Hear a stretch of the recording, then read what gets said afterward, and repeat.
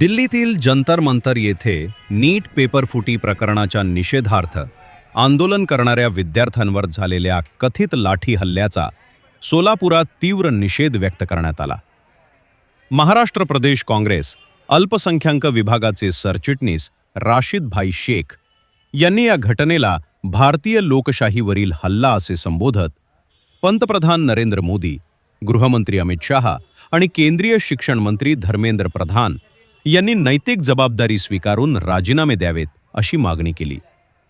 Solapur bar association व doctor Babasaheb Ambedkar न्याय व विधी संघटनेच्या वतीने आयोजित भव्य निषेध मोर्चा दरम्यान ते बोलत होते. नीट पेपर फुटीमुळे लाखो विद्यार्थ्यांचे व पालकांचे स्वप्न उद्ध्वस्त झाल्याचा आरोप करत विद्यार्थ्यांशी संवाद साधण्याऐवजी त्यांच्यावर बलप्रयोग करणे निषेधार्ह असल्याचे त्यांनी सांगितले. तसेच देशातील युवक बेरोजगारी, महागाई आणि भ्रष्टाचाराविरोधात एकवटत असल्याचेही त्यांनी नमूद केले. यावेळी भीम संघर्ष दलाचे प्रमुख गौतम कांबळे, सचिव अनिता सोनवणे, दक्षिण सोलापूर काँग्रेसचे सचिव समीर पठाण, सिद्धार्थ सोनवणे, अजित कांबळे, मनोहर सावंत यांच्यासह अनेक सामाजिक कार्यकर्ते उपस्थित होते. गेल्या 25 दिवसापासून दिल्ली येथे जंतर मंतरवर या देशातील तमाम विद्यार्थ्यांनी युवकांनी जो आंदोलन सुरू केलं आहे, तो आंदोलन या देशाच्या इतिहासामध्ये नोंदवलं जाईल अशी परिस्थिती आहे. त्या लेकरांची अपेक्षा का की त्या लेकरांचा जो नीटचा पेपर आहे तो कुठला आहे, त्यांची जे स्वप्न आहे ते स्वप्न धुळीस मिळालं आहे. त्यांच्या स्वप्नाला त्या ठिकाणी तो स्वप्न पूर्ण करण्यासाठी जो नीटचा पेपर फोडणारे जे भ्रष्ट अधिकारी आहेत आणि या देशाचा जो शिक्षण मंत्री आहे ते धर्मेंद्र प्रधान यांचा राजीनामा घ्या ही मागणी त्यांची आहे.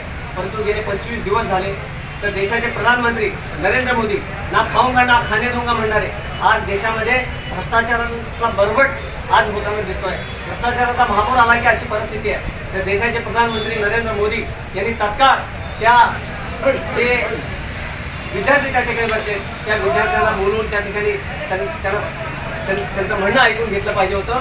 परंतु आज सुद्धा त्यांना वेळ मिळालेला नाही. एक या ठिकाणी देशाचे प्रधानमंत्री व देशाचे गृहमंत्री यांचा मी जाहीर या ठिकाणी निषेध व्यक्त करतो.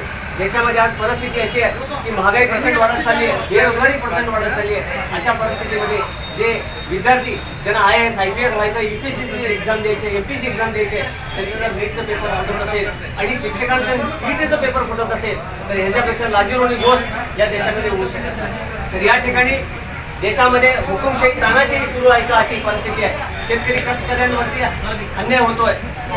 आपल्याला आठवत असेल गेले 3-4 वर्षा अगोदर देशातील शेतकऱ्यांच्या विरोधात जे काळे कायदे बनवले होते ते शेतकरी देशामध्ये उठाव करून त्या ठिकाणी काळे कायदे रद्द करण्यासंदर्भात आंदोलन केले.